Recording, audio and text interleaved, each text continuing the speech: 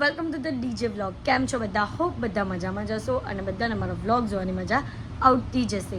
તો જો તમને મારા વ્લોગ જોવાના ગમે તો બધાને કહેજો, અને નહીં ગમે તો ફક્ત મને જ કહેજો.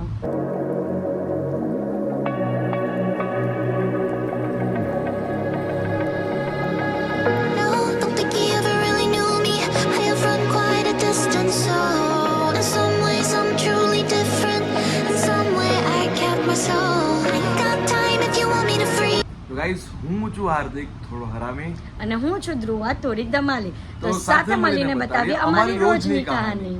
તો ગાઈઝ, અત્યારે અમે લોકો વ્લોગ સ્ટાર્ટ કર્યો છે 6:30 વાગે, કારણ કે આજે સવારમાં કંઈ એટલું હતું જ નહીં.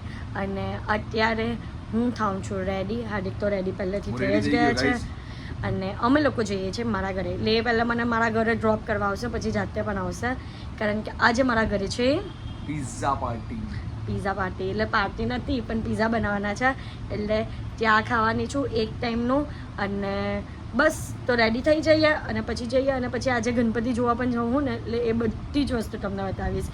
અને પહેલાં તો આરતીમાં જશું અમારા બાપાની, પછી ગણપતિ જોવા જશું. તો ગાઈઝ, અહીંયા મારા કબાટની અંદર કોણ છે ખબર? ધ્રુવી મારા કપડાં ચોરી કરવા ગઈ. જો બતાવું, જો કપડાં ચોર. જો એ નહીં પહેરવાની. ચાલ, મારે નવી ટી શર્ટ છે, મારી નવી ટી શર્ટ છે, એ નહીં પહેરવાની. મૂકી દે ભાઈ.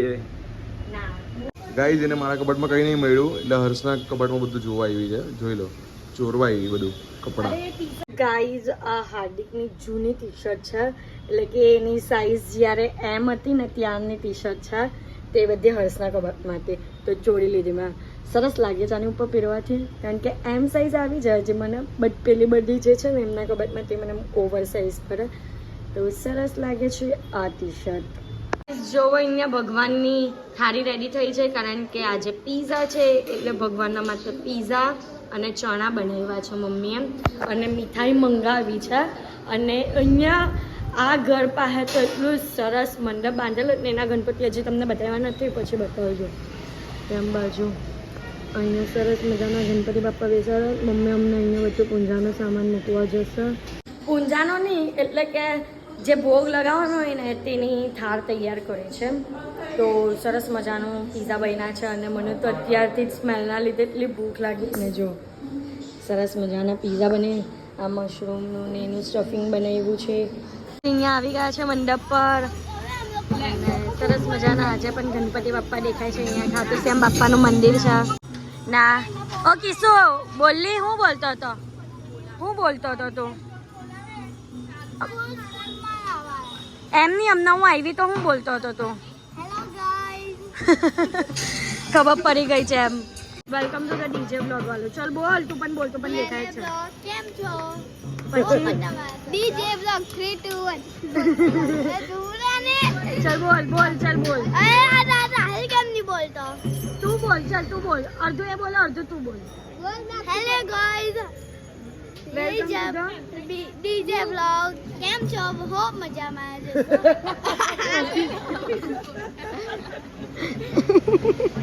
પછી ના આવતી જશે. બધાને વિડીયો જોવાની મજા આવતી જશે. જો તમને મારા વ્લોગ જોવાના ગમે તો નહીં ગમે તો પક્કા મને કહેજો. પહેલા એમ તો બોલ, બધાને કહેજો ગમે તો. નહીં ગમે તો પક્કા મને કહેજો. અરે ગમે તો બધાને કહેજો. ગાઈઝ, આવી ગઈ છે પેમ્પલેટ. આજે આરતી આમાંથી ગાઈને કરશું. શ્રી રામ માનવ પદવી આપી રે રામ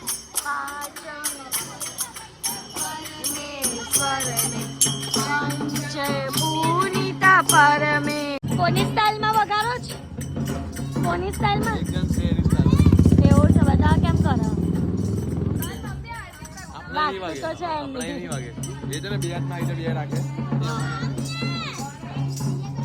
મુક્તા પરાંચી, જય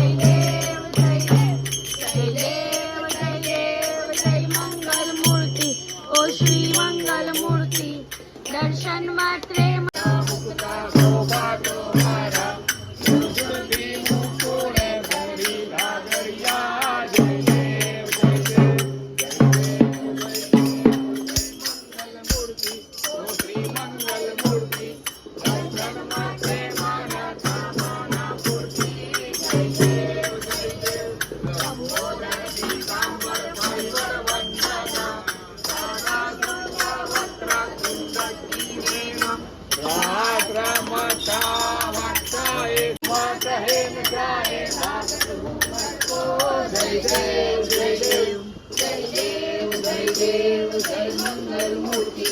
શ્રી મંગલ મૂર્તિ દર્શન માટે મન કામના પૂર્તિ જય દેવ જય દેવ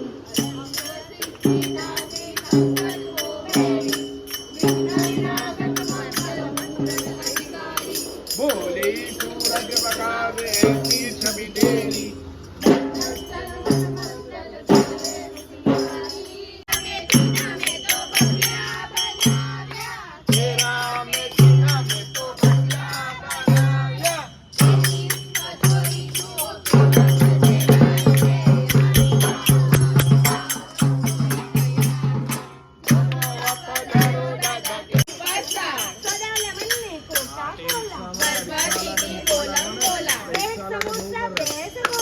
गणपति पर पूरा भरोसा गणपति से आइसक्रीम नो कोण છે ગણપતિ નો કોણ કિશુએ છે ને કઈ અજીબ ગરીબ કઈ વસ્તુ બોલ્યો છે શું બોલ્યો गली गली में कौन है पीसी मामी डॉन है ખીસી મામી નહીં ધ્રુવી મામી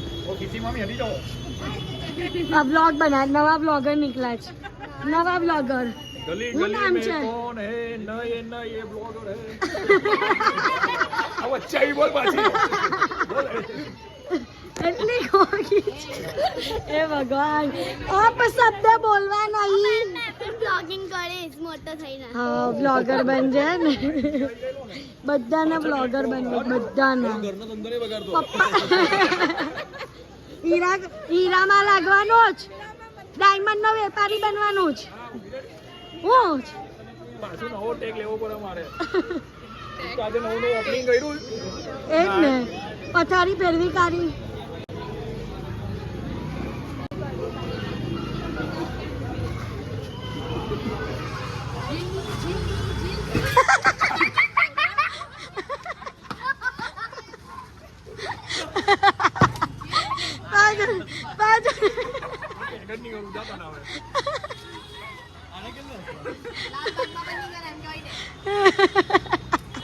તો ગાઈઝ અત્યારે અમે લોકો છે ને ગોલવાડમાં ગણપતિ જોવા આવ્યા છે તો તમને બતાવો ત્યાં કયા કયા ગણપતિ છે એટલે અહીંયા ફરીએ જ છે અંદર બતાવો તમને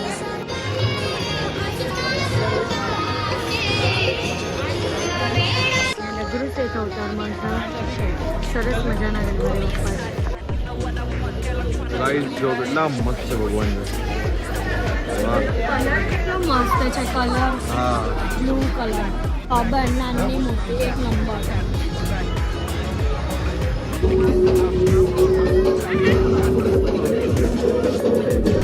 ગાઈઝ આ ગણપતિ ખાલી જુઓ વાવ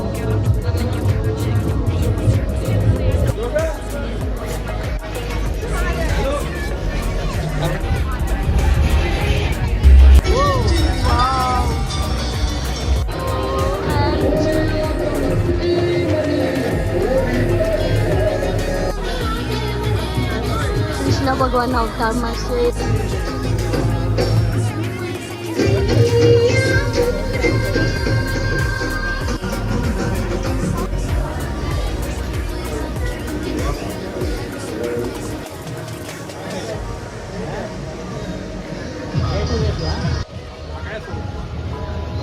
આ ગણપતિ બાપ્પા પોતાના અવતારમાં જ છે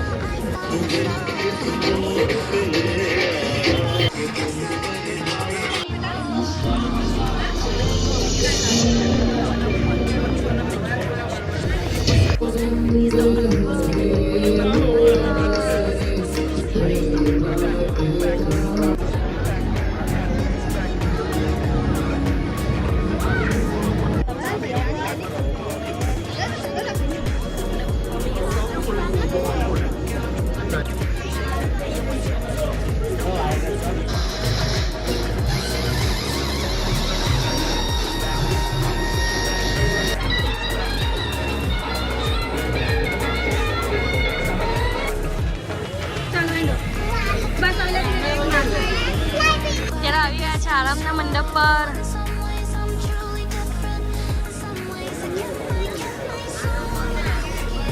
અત્યારે હું ઘરે આવી ગઈ છું અને આજના માટે આટલું જ તો તમને મારો આજનો બ્લોગ ગમ્યો હોય તો લાઇક શેર એન્ડ સબસ્ક્રાઈબ કરવાનું ભૂલતા નહીં અને જેમ સપોર્ટ કરો છો તેમ જ સપોર્ટ કરજો લવ યુ ગાઈઝ બાય.